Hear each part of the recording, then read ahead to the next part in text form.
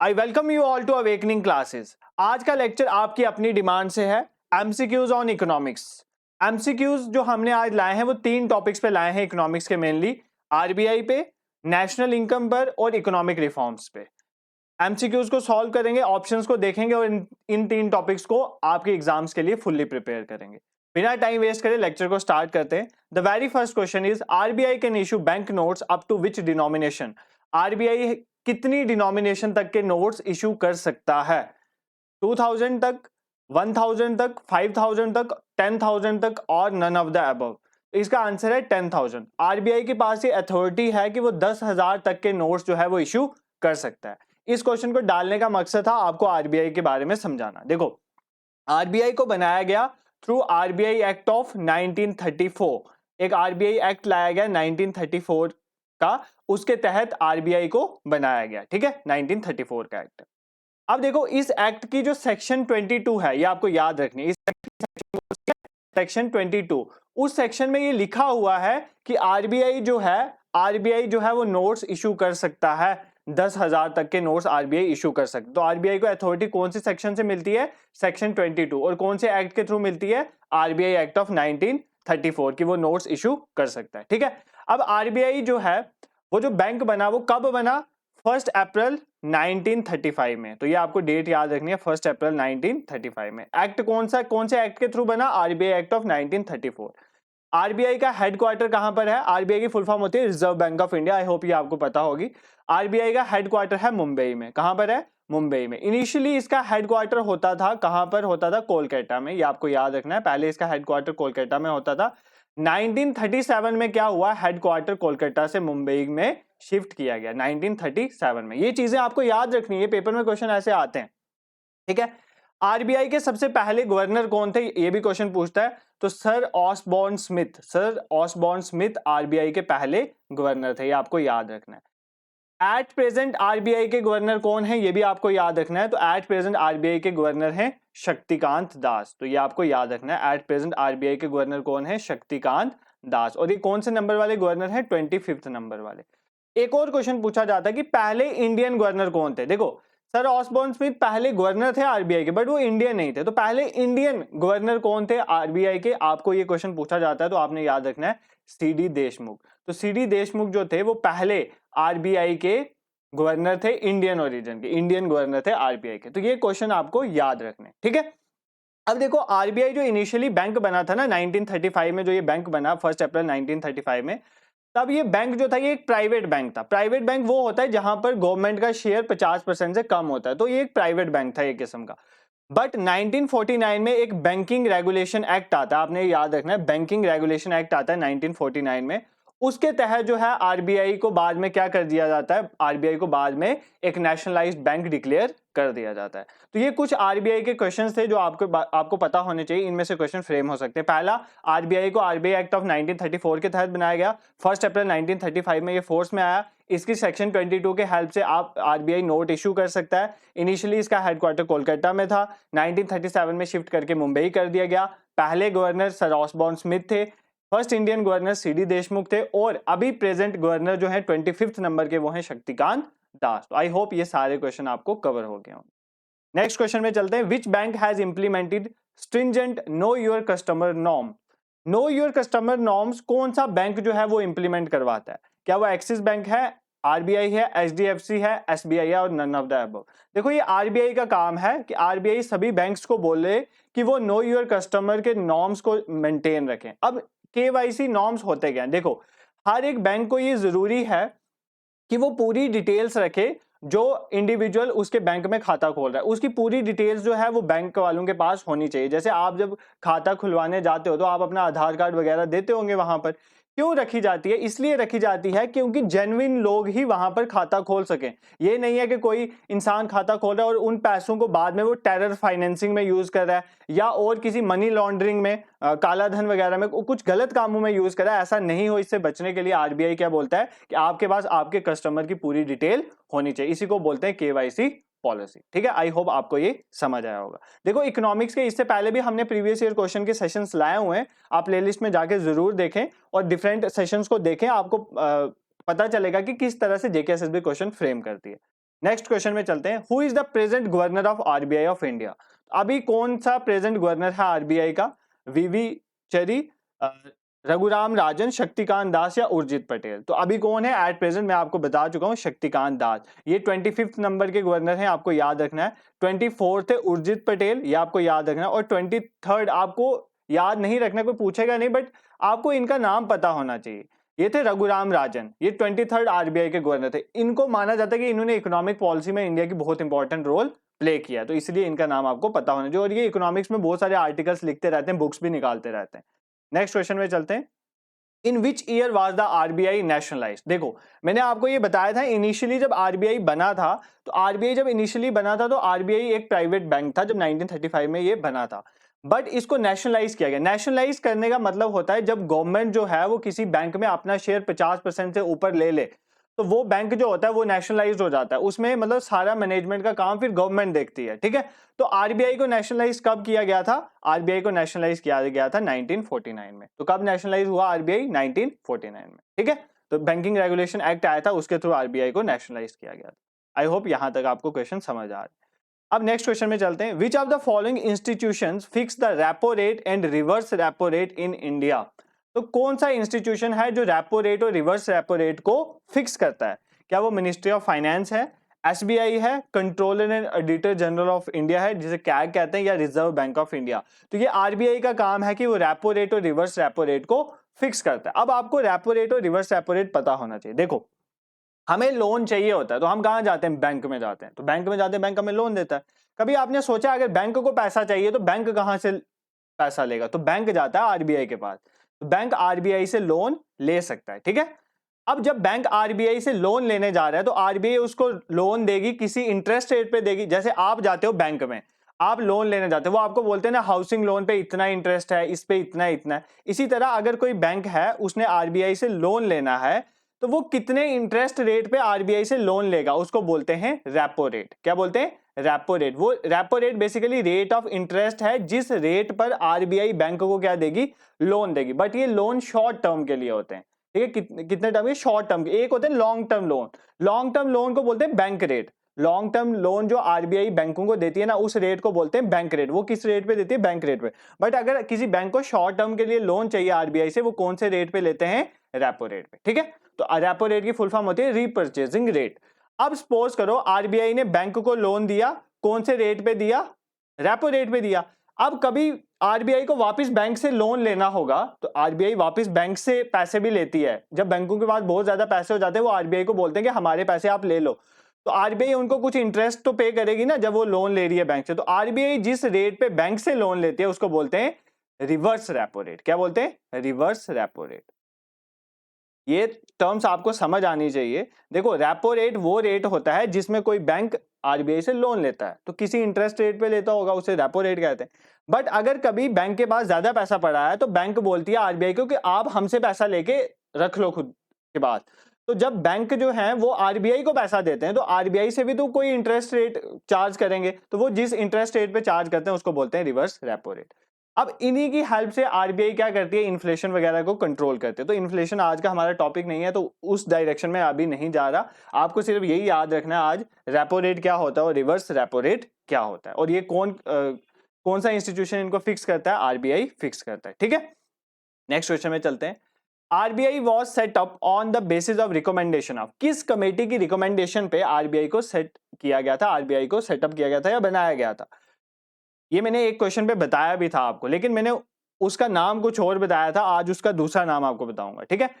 Indian central bank inquiry committee, royal commission, Simon commission या Nehru report. तो किसकी recommendation पे आरबीआई बना था, रॉयल कमीशन। तो रॉयल कमीशन जिसका दूसरा नाम क्या था, हिल्टन यंग कमीशन। क्या नाम था, हिल्टन यंग कमीशन। मैंने आपको बताया भी था, इसका दूसरा नाम है हिल्टन यंग कमीशन। इस कमीशन की रिपोर्ट में आरबीआई को बनाया गया था, ठीक है।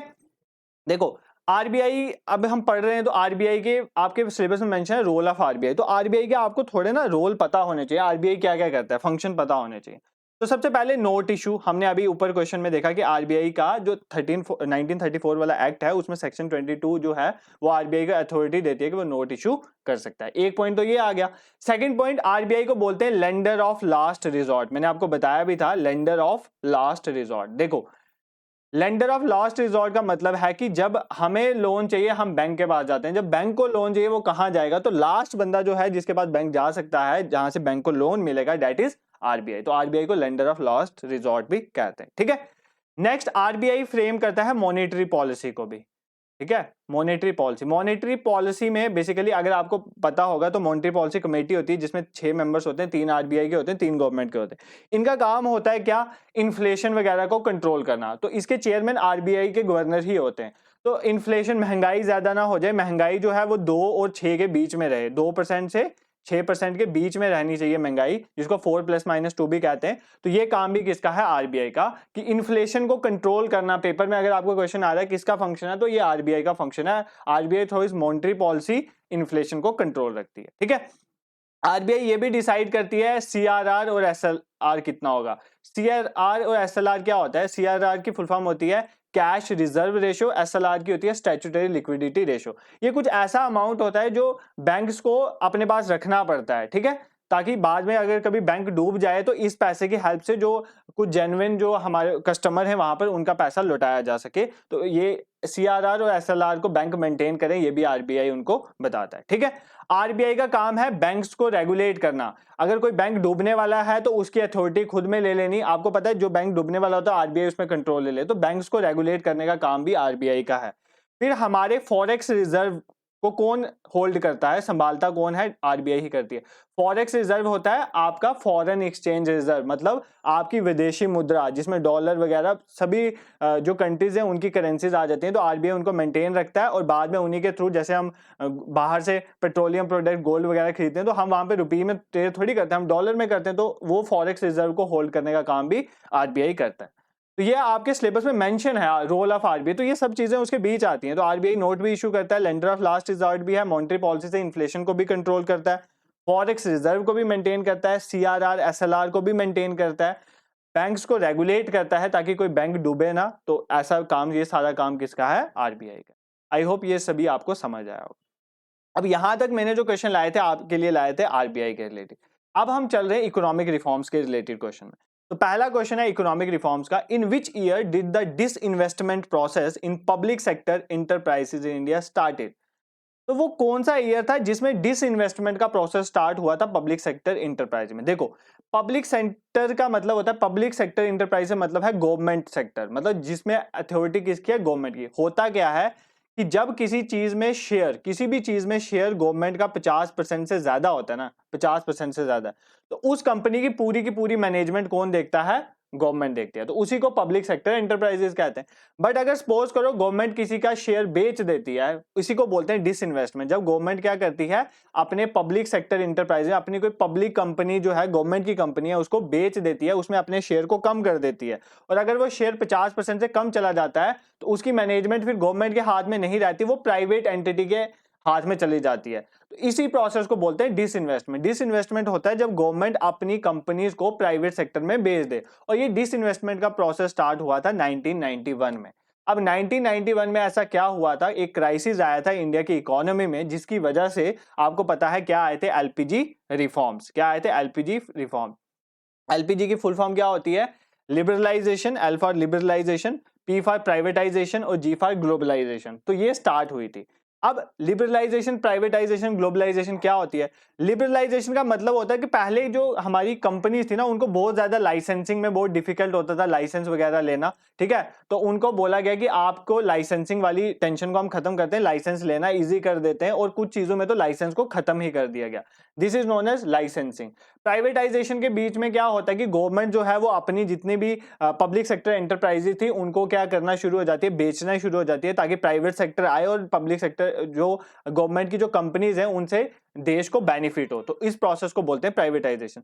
ग्लोबलाइजेशन होता है कि ट्रेड को जो है एक्सपोर्ट इंपोर्ट को बढ़ाना, कि बाहर वाली कंट्रीज जो हैं वो इंडिया के साथ ट्रेड करें और इंडिया भी बाहर वाली कंट्रीज के साथ ट्रेड करे, ठीक है। तो इस प्रोसेस को बोलते हैं ग्लोबलाइजेशन। तो तीन चीजें हुई थी, एक तो इकोनॉमी को लिबरलाइज करना ताकि जो है लाइसेंस वगैरह की प्रॉब्लम ना हो कंपनीज को, प्राइवेटाइजेशन करना ताकि प्राइवेट कंपनीज शेयर खरीदें और वो मैनेजमेंट अच्छे से करें, और ग्लोबलाइजेशन होता है ट्रेड को, एक्सपोर्ट इंपोर्ट को इंप्रूव करना। इसके लिए गवर्नमेंट ने क्या क्या किया था, देखो, इंपोर्ट ड्यूटीज को कम कर दिया, इंपोर्ट ड्यूटीज होती हैं जब बाहर से कोई चीज इंडिया में आती है ना, तो पहले उसके ऊपर बहुत ज्यादा टैक्स लगा दिया जाता है गवर्नमेंट के द्वारा। अब उसको कम किया ताकि बाहर की चीजें इंडिया में आए, फिर प्राइवेट सेक्टर को खोला और इंडियन की करेंसी को डी वैल्यू किया। ये इंपॉर्टेंट पॉइंट है, इंडिया की करेंसी को डी वैल्यू करना। डी वैल्यू करने का मतलब होता है, जैसे सपोज करो आप डॉलर ले लो, डॉलर के कंपैरिजन में इंडिया की वैल्यू को कम कर देना। जैसे इनिशियली सपोज करो $1 50 के बराबर था, अब क्या कर दिया, डी वैल्यू करने का मतलब है $1 को कर दिया उन्होंने 80 रुपीज के बराबर, मान लेते हैं उस टाइम पे, ठीक है, 80 रुपीज। इससे क्या होगा,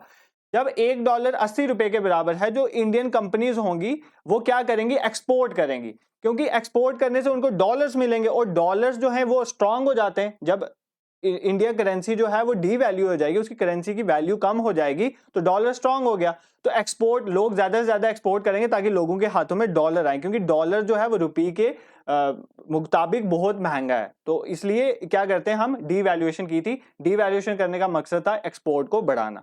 तो ये कुछ चीजें इकोनॉमिक रिफॉर्म्स के रिलेटेड है। अब जितने भी इकोनॉमिक रिफॉर्म्स के क्वेश्चन आएंगे आपको इजिली समझ आ जाएंगे, ठीक है, कंसेप्ट आपको एक बार समझ आ गया। क्वेश्चन देखते हैं, which of the following product categories was exempted from industrial licensing under new economic policy. तो न्यू इकोनॉमिक पॉलिसी जो आई 1991 में, उसमें क्या किया गया कि लाइसेंसिंग को हटा दिया गया, बट किन चीजों में लाइसेंसिंग रखी गई, ठीक है। ये क्वेश्चन बोल रहा है कि किन प्रोडक्ट में इंडस्ट्रियल लाइसेंसिंग को जो है एग्जेम्प्ट कर दिया गया, छोड़ दिया गया, और किन में रखा गया, हमने ये बताना है, ठीक है।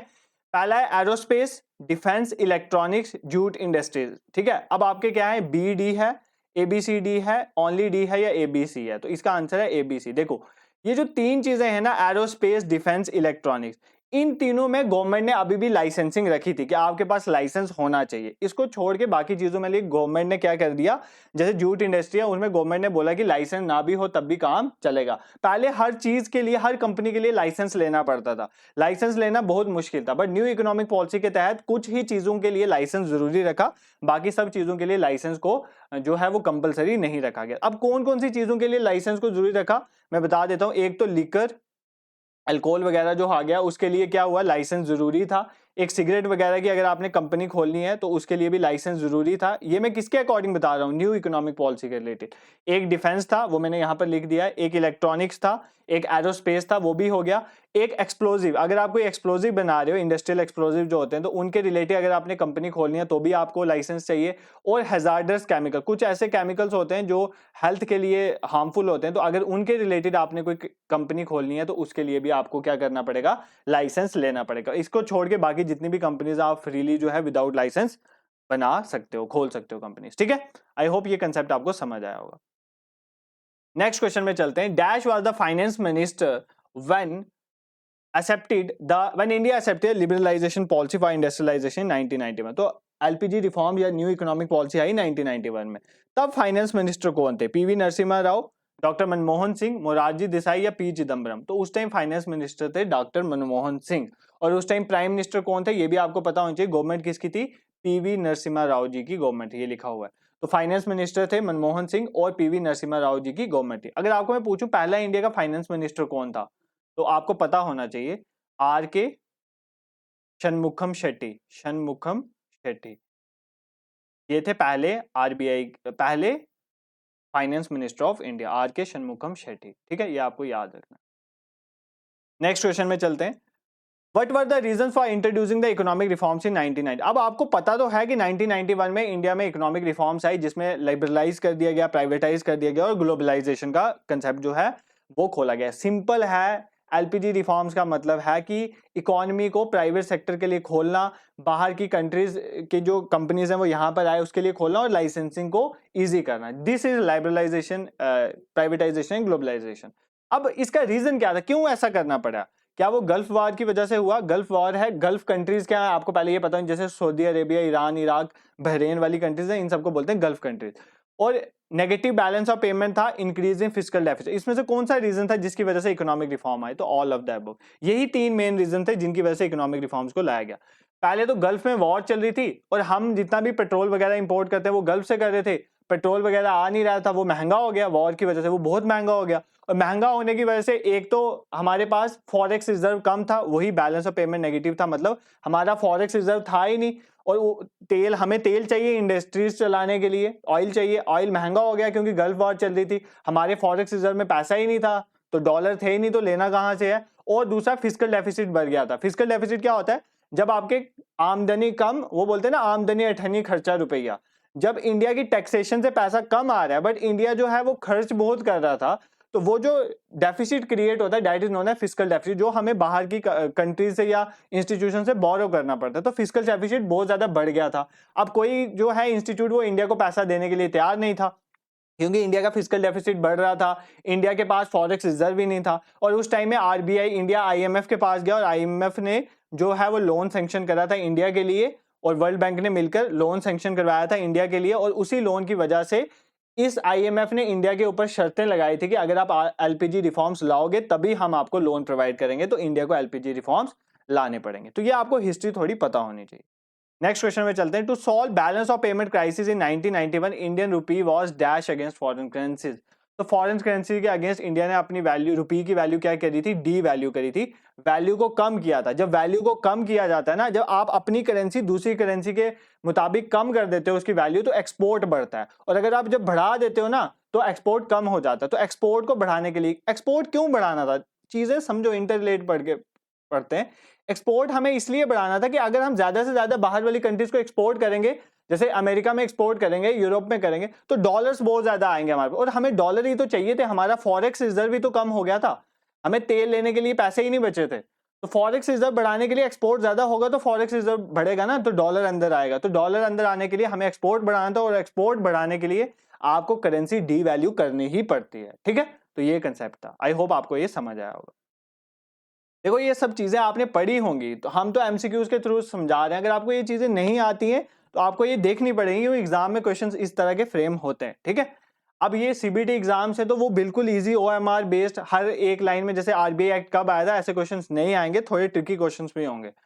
विच of the following is the outcome of globalisation of countries economy. जब ग्लोबलाइजेशन हुई, ग्लोबलाइजेशन मतलब होता है कि एक कंट्री दूसरी कंट्री पे डिपेंड होना शुरू होगी, सभी कंट्रीज आपस में ट्रेड करने लगी, उसकी वजह से क्या हुआ, आउटसोर्सिंग हुई, प्राइवेटाइजेशन हुई, लिबरलाइजेशन हुई, और नन ऑफ द अबव। जब भी ग्लोबलाइजेशन होती है ना उसके साथ आउटसोर्सिंग होती है। आउटसोर्सिंग का मैं आपको इजिली फंडा बताता हूँ क्या होता है। देखो अब कई बार पता क्या होता है, इंडिया को बोलते हैं आईटी हब बोलते हैं, इंडिया को बोलते हैं कि इंडिया का सर्विस सेक्टर बहुत स्ट्रांग है, बोलते हैं ना ऐसे, सर्विस सेक्टर बहुत स्ट्रांग है, जैसे बेंगलोर वगैरह हो गया, सर्विस हब है हमारा इंडिया का। अब आउटसोर्सिंग का मतलब होता है जब एक कंट्री क्या करे, एक अपने काम को दूसरी कंट्री से करवाए, बाहर है वो कंट्री, बाहर है और दूसरी कंट्री से आप अपना काम करवा रहे हो, that is known as outsourcing. जैसे मैं आपको एग्जांपल लेता हूं कॉल सेंटर्स की। कॉल सेंटर्स होते हैं ना, अब देखो आपको पता है कॉल सेंटर्स जो होते हैं, अब यूएसए की कोई कंपनी है ना, वो उसका कॉल सेंटर इंडिया में भी होगा, तो इंडिया के लोग यहां से ऑपरेट करते हैं यूएसए के कॉल सेंटर को। क्यों, आपको पता है इंडिया के जो साउथ इंडियन वाले लोग हैं, एक तो उनकी कम्युनिकेशन स्किल्स बहुत अच्छी हैं, इंग्लिश स्पीकिंग कम्युनिकेशन स्किल्स बहुत अच्छी हैं, तो वो कॉल सेंटर्स में काम करते हैं। तो देखो कंपनी कहाँ की है, अमेरिका की, बट उसका प्रोजेक्ट कहाँ पर चल रहा है, इंडिया में चल रहा है। तो ये बेसिकली इस कंसेप्ट को बोलते हैं आउटसोर्सिंग। जब एक कंपनी किसी एक कंट्री की हो बट उसका जो गुड्स या सर्विसेज कहीं और प्रोड्यूस हो रही हो, तो उस प्रोसेस को बोलते हैं आउटसोर्सिंग। तो जब ग्लोबलाइजेशन हुई तभी तो आउटसोर्सिंग हुई, ग्लोबलाइजेशन जब तक नहीं थी, ट्रेड ही नहीं था कंट्रीज के बीच में, तो आउटसोर्सिंग कैसे हो सकती। आई होप ये आपको समझ आया होगा। नेक्स्ट क्वेश्चन में चलते हैं। Which of the following industries were reserved exclusively for the public sector after the economic reforms of 1991? 1991 में जब इकोनॉमिक रिफॉर्म्स आते हैं, न्यू इकोनॉमिक पॉलिसी आती है, उसमें से ऐसी कौन सी कंपनी है, इनमें से जो इंडस्ट्री है उसको पब्लिक सेक्टर रिजर्व कर दिया जाता है। पब्लिक सेक्टर रिजर्व करने का मतलब पूरा का पूरा उसको गवर्नमेंट ही देखेगी। ठीक है, क्या वो रेलवेज थे, मेट्रो ट्रांसपोर्ट था, कम्युनिकेशन था, या नन ऑफ द अबव। देखो कम्युनिकेशन तो खुल गया था, मेट्रो ट्रांसपोर्ट खुल गया था, बट रेलवेज को गवर्नमेंट ने अपने हाथों में रखा था, क्योंकि रेलवेज जो है ना वो इंपॉर्टेंट चीज थी। रेलवेज के थ्रू सोशल वेलफेयर भी बहुत ज्यादा होता है। अगर रेलवे को प्राइवेट कंपनीज के हाथों में पकड़ा देंगे तो नो डाउट उससे इंप्रूवमेंट तो बहुत ज्यादा होगी, बट फेयर भी तो बढ़ जाएगा, तो गरीब लोगों को ट्रैवलिंग में प्रॉब्लम हो जाएगी। आपको पता है रेलवे का किराया बहुत सस्ता होता है, तो रेलवेज को उस टाइम जो है उसको नहीं खोला गया, बट धीरे धीरे अब रेलवेज में भी प्राइवेटाइजेशन स्टार्ट हो रही है। ठीक है, अब कोई भी ऐसा सेक्टर नहीं है जो प्राइवेटाइजेशन से बच रहा है, सभी सेक्टर्स में प्राइवेटाइजेशन की जा रही है। अभी तो डिफेंस में भी कर रहे हैं, स्पेस में भी कर रहे हैं। ठीक है, What is the full form of LQP system? Next question है, what is the full form of LQP system that existed before the onset of new economic policy? देखो जब न्यू इकोनॉमिक पॉलिसी आई थी 1991 में, तो एक ही बात चल रही थी कि LQP से हम कहां पर जा रहे हैं, LPG में। ठीक है, LPG तो आपको पता चल गया है क्या होता है? Liberalisation, privatisation, globalisation. बट 1991 से पहले इंडिया में एग्जिस्ट करता था LQP। तो अब आपको LQP की फुल फॉर्म बतानी है। क्या इसकी full form? Licence quota permit है, लाइसेंस कोटा प्राइवेटाइजेशन है, लिबरलाइजेशन कोटा परमिट है, या नन ऑफ द अबव। देखो यहां से लिबरलाइजेशन काट दो, ये तो आ नहीं सकता, ये तो बाद में, यहां से प्राइवेटाइजेशन काट दो, तो पहला आंसर आपका आ जाता है लाइसेंस, कोटा और परमिट। देखो पहले क्या होता था, हर कंपनी को लाइसेंस लेना पड़ता था, एक कोटा सिस्टम होता था कि कितना आप इंपोर्ट कर सकते हो, गवर्नमेंट कोटा फिक्स कर देती, इतने से ज्यादा आप इंपोर्ट नहीं कर सकते। किसी कंपनी पे कोटा फिक्स कर देती थी, आप इससे ज्यादा प्रोड्यूस नहीं कर सकते हो। मतलब सभी जगहों में गवर्नमेंट का बहुत रोल था, हर चीज के लिए परमिट लेना पड़ता था, कुछ बनाने के लिए, कुछ बेचने के लिए, सब के लिए परमिट लेना पड़ता था। तो ये एक टाइट गवर्नमेंट पॉलिसी थी। इसको टाइट गवर्नमेंट पॉलिसी को खत्म करा था बाय LPG रिफॉर्म। तो LQP क्या था? लाइसेंस कोटा परमिट, और इससे चेंज होकर हमने शिफ्ट कहां पर करा था? Liberalisation, privatisation, globalisation. I hope आपको ये समझ आया होगा। नेक्स्ट क्वेश्चन में चलते हैं। Which one of the following represents a progressive tax structure? इनमें से कौन सा इंडिया का प्रोग्रेसिव टैक्स स्ट्रक्चर बताता है? प्रोग्रेसिव टैक्स स्ट्रक्चर क्या होता है? Tax rate is same across all income, सभी इनकम ग्रुप के प्रति एक ही टैक्स लगेगा, मतलब चाहे वो रिच हो, चाहे किसी की इनकम 10 लाख हो, चाहे किसी की इनकम 50 लाख हो, तो दोनों पे इक्वल टैक्स लगेगा, उसको बोलते हैं प्रोग्रेसिव टैक्स स्ट्रक्चर। या tax rate increases as income increase, जैसे जैसे आपकी इनकम बढ़ेगी वैसे वैसे टैक्स बढ़ेगा, इसको बोलते हैं progressive tax structure. Tax rate decreases as income increase, जैसे जैसे आपकी इनकम बढ़ेगी टैक्स कम होगा, इसको बोलते हैं। ईच हाउस होल्ड पे इक्वल अमाउंट ऑफ टैक्स की, इसको बोलते हैं। या नन ऑफ द अबव, या more than one of the above. तो बेसिकली प्रोग्रेसिव टैक्स स्ट्रक्चर का मतलब होता है कि जब टैक्स इंक्रीज हो जैसे आपकी इनकम बढ़े, जैसे जैसे आपकी इनकम बढ़ती जाएगी तो आप पे टैक्स लगना भी बढ़ जाएगा। इस सिस्टम को बोलते हैं टैक्स स्ट्रक्चर के प्रोग्रेसिव टैक्स स्ट्रक्चर। तीन तरह के टैक्स स्ट्रक्चर होते हैं। एक होता है प्रोग्रेसिव, वो तो मैंने बता दिया, जैसे जैसे आपकी इनकम बढ़ेगी वैसे वैसे टैक्स लगेगा, ये तो नॉर्मली चलता है। एक होता है रिग्रेसिव। रिग्रेसिव कब लगता है? आपकी इनकम बढ़ रही है बट आप पे टैक्स भी कम हो रहा है। आप सोचो ये कहां पर हो सकता है? रिग्रेसिव टैक्स स्ट्रक्चर का मतलब होता है आपकी इनकम बढ़ रही है, आप पे टैक्स क्या लग रहा है? कम लग रहा है। इस केस को बोलते हैं रिग्रेसिव। ये तब लगाया जाता है जब नए नए स्टार्टअप स्टार्ट किए जाते हैं। जब गवर्नमेंट नए नए स्टार्टअप स्टार्ट करती है ना, और गवर्नमेंट चाहती है कि वो स्टार्टअप काम करें, गवर्नमेंट उनको बोलती है जितने से जितना आप कमाओगे उतना उतना हम कम आप पे टैक्स लगाएंगे ताकि वो स्टार्टअप अच्छे से बढ़े। ठीक है, उन स्टार्टअप को बूस्ट देने के लिए रिग्रेसिव टैक्स लगाया जाता है। एक होता है प्रोपोर्शनेट टैक्स, जैसे कॉर्पोरेट टैक्स हो गया। प्रोपोर्शनेट टैक्स होता है कि आप पे इक्वल अमाउंट ऑफ टैक्स लगेगा। ठीक है, इक्वल अमाउंट ऑफ टैक्स, जैसे बोल दिए 12% टैक्स लगेगा, चाहे उसकी कंपनी बहुत बड़ी है चाहे कंपनी छोटी है, कॉर्पोरेट टैक्स फिक्स है। जैसे एग्जांपल के तौर पे दे रहा हूं, अभी ये 12 नहीं है। तो प्रोपोर्शनेट टैक्स का मतलब होता है कि आपकी इनकम कम है, ज्यादा, इससे फर्क नहीं पड़ता, आप पे टैक्स सेम लगेगा। ऐसे टैक्स को बोलते हैं प्रोपोर्शनेट। तो तीन तरह के टैक्स होते हैं, प्रोग्रेसिव, रिग्रेसिव और प्रोपोर्शनेट। आपको ये पता होना चाहिए। नेक्स्ट क्वेश्चन में चलते हैं। The average income of a country is, किसी कंट्री की एवरेज इनकम को क्या बोलते हैं? पर capita income, disposable income, inflation rate, या रियल नेशनल इनकम। तो पर कैपिटा इनकम को बोलते हैं हम average income of a country. देखो पर कैपिटा इनकम क्या होती है? देखो आपकी पूरी कंट्री की अगर हम इनकम ले लें, इनकम कितनी है उसको डिवाइड कर दें कंट्री की पॉपुलेशन से, तो वो पर कैपिटा इनकम हो जाती है, और वही एवरेज इनकम होती है किसी कंट्री की। तो एवरेज इनकम क्या होती है? Per capita income of a country. Next question में चलते हैं। अब देखो नेशनल इनकम के क्वेश्चन आ गए। National income is also called as, national income को क्या बोलते हैं? जीएनपी एट फैक्टर कॉस्ट या एनएनपी एट फैक्टर कॉस्ट?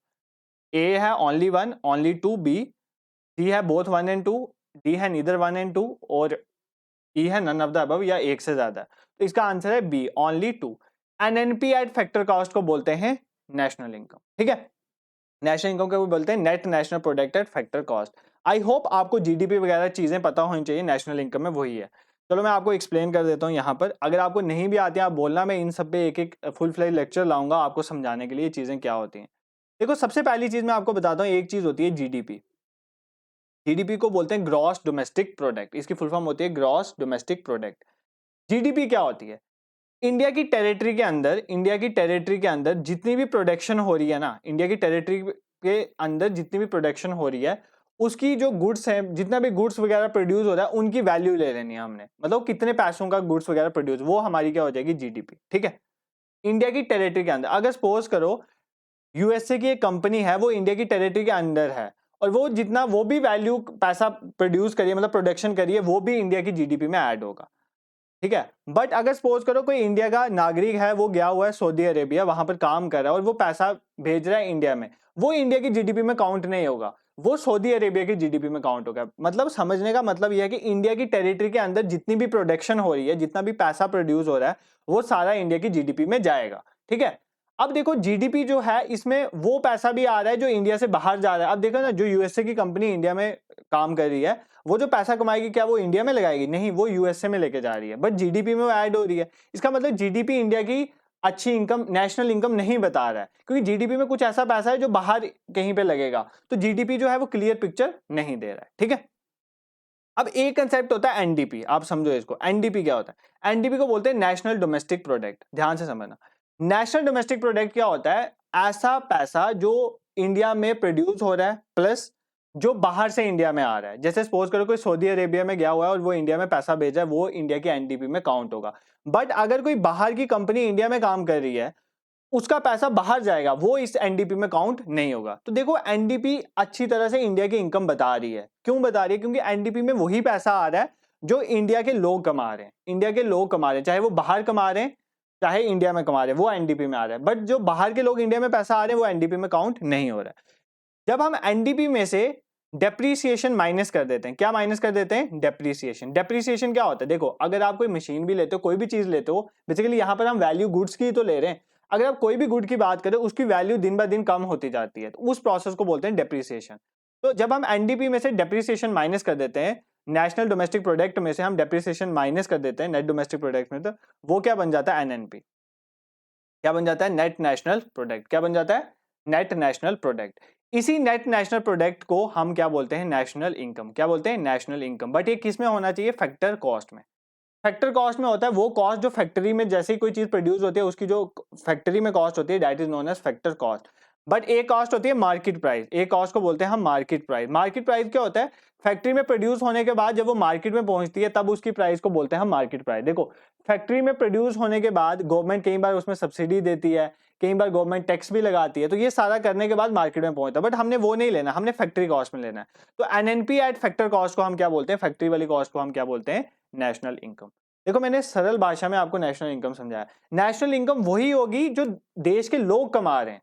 देश के लोग बाहर से जो पैसा ला रहे हैं वो भी नेशनल इनकम में आएगा। बट इंडिया के अंदर जो बाहर के लोग आके पैसा कमा रहे हैं वो थोड़ी इंडिया की नेशनल इनकम में आ रहा है, वो तो बाहर जा रहा है। इसलिए हम जीडीपी नहीं लेते। जीडीपी सिर्फ बताता है इंडिया की टेरिटरी के अंदर कितनी वैल्यू की गुड्स प्रोड्यूस हो रही हैं, चाहे वो बाहर वाले प्रोड्यूस करें, इससे कोई मतलब नहीं है। तो ये तो क्लियर पिक्चर नहीं ना दे रहा, क्लियर पिक्चर एनडीपी ही देता है। और एनडीपी से जब हम डेप्रिसिएशन को माइनस कर देते हैं तो हमारा एनएनपी बन जाता है। ठीक है, आई होप ये चीजें आपको ऑलरेडी पता होंगी। नेक्स्ट क्वेश्चन में चलते हैं। What is Guinea coefficient? ठीक है, ये कपिल शर्मा की वाइफ नहीं है गिनी। तो गिनी कोफिशिएंट एक कोफिशिएंट है, इसको किसके लिए यूज करते हैं हमने ये देखना है। To measure income equality. Income equality है कि नहीं कहीं पर, ये चीज मेजर करने के लिए यूज करते हैं। इनकम की इनइक्वालिटी, कोई अमीर है, किसी को के पास ज्यादा इनकम है या कम है, इस चीज को मेजर करने के लिए। To measure distribution of income को मेजर करने के लिए, या to measure profit and loss. तो गिनी कोफिशिएंट का यूज मेनली किया जाता है टू मेजर इनकम इनइक्वालिटी। देखो, सोसाइटी में किसी के पास इनकम ज्यादा है, किसी के पास कम है, तो ये जो इनकम इनइक्वालिटी है उसको मेजर करने के लिए हम गिनी कोफिशिएंट का यूज करते हैं। ठीक है, तो ये भी एक नेशनल इनकम वाली चीज है, तो इससे रिलेटेड भी क्वेश्चन आ सकता है। अब देखो, गिनी कोफिशिएंट की वैल्यू जो होती है ना, आप जब भी कैलकुलेट करोगे वो 0 से 1 के बीच में लाई करती है, आपको ये पता होने चाहिए। अगर गिनी कोफिशिएंट की वैल्यू 0 आ रही है, इसका मतलब वो सोसाइटी बिल्कुल इक्वल है, वहां पर इनकम जो है वो इक्वली डिस्ट्रीब्यूटेड है, परफेक्टली इक्वल है। और अगर 1 आ रही है तो वो परफेक्टली इनइक्वल है, मतलब वहां पर जो है इनकम बिल्कुल भी इक्वली डिस्ट्रीब्यूट नहीं है। और अगर बीच में आ रही है तो उसके अकॉर्डिंग आप लगा सकते हो। तो मेनली बीच में ही गिनी कोफिशिएंट की वैल्यू आती है। आई होप आपको ये कंसेप्ट समझ आ रहे होंगे। लेक्चर लेंदी हो गया है क्योंकि हमने 3 इंपॉर्टेंट टॉपिक्स इसमें इंक्लूड करे हैं। इस पे मैं और भी लेक्चर लाऊंगा। अभी बहुत सारी चीजें हैं जो इसमें और भी समझाने वाली हैं। ठीक है, आई होप आपने ये चीजें पहले, अगर आपने पहले पढ़ी होंगी तो आपको रिवीजन हो गया। अगर आपने फर्स्ट टाइम पढ़ा है तो 1-2 लेक्चर जब और आएंगे तो आपको ये चीजें क्लियर हो जाएंगी, आपको इमेज इनकी क्लियर हो जाएंगी। इकोनॉमिक को समझ के चलना, इसको क्रैम नहीं करना, क्योंकि पेपर में टिल्टेड क्वेश्चन आते हैं और आपको टिल्टेड क्वेश्चन टैकल करने के लिए कंसेप्चुअल क्लैरिटी होना बहुत जरूरी होता है। ठीक है, और साथ में आज एक और नोटिस भी आया जो उन्होंने निकाला है, चेयरमैन ने कहा है कि जो जितने भी एग्जाम्स हैं वो मेजर एग्जाम जो है 15 के बाद होंगे। तो अभी आपके पास टाइम है, तो अभी आप अच्छे से प्रिपेयर करो, आप ज्यादा से ज्यादा मॉक दो। मतलब जैसे ये एमसीक्यू, ये भी एक तरह का मॉक ही है। अगर आप ये देख के अपना मार्क्स इंक्लूड करके कमेंट बॉक्स में शो करते हो तो that is, it is a kind of mock also.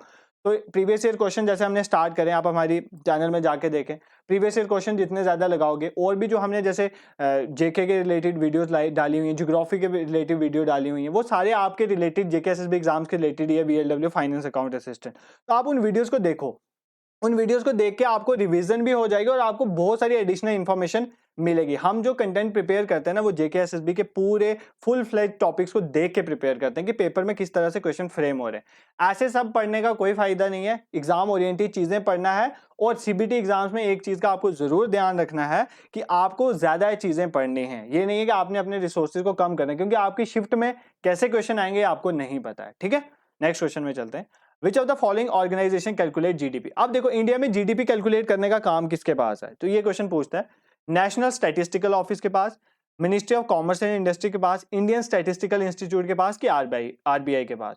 तो नेशनल स्टैटिस्टिकल ऑफिस जो है, एनएसओ जिसे कहते हैं, इसके पास काम है कि ये जीडीपी को कैलकुलेट करता है। अब एनएसओ किसके अंडर आता है, ministry of statistics and programme implementation. ये जो हमारी मिनिस्ट्री है, इसके अंडर एनएसओ आता है। देखो इनिशियली दो हमारे पास थी, एक एनएसएसओ थी, एक सीएसओ थी।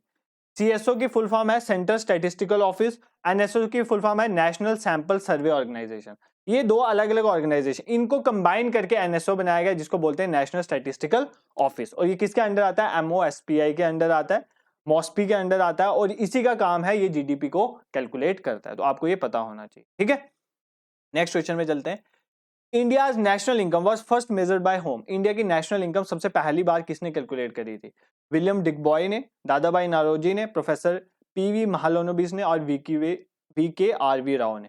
तो दादाभाई नौरोजी जो थे मॉडरेट थे हमारे, जिन्होंने इंडियन नेशनल कांग्रेस को ज्वाइन करा था और फ्रीडम स्ट्रगल में पार्टिसिपेट करा था। इन्होंने ही पहली बार इंडिया की नेशनल इनकम को कैलकुलेट करा था। मॉडर्न हिस्ट्री के भी लेक्चर्स पढ़े हो, आप देख सकते हो, एग्जाम ओरिएंटेड है। नेक्स्ट क्वेश्चन में चलते हैं। Financial year in India. Financial year India में कब से कब तक होता है, ये क्वेश्चन सिंपल सा आपको पता होगा।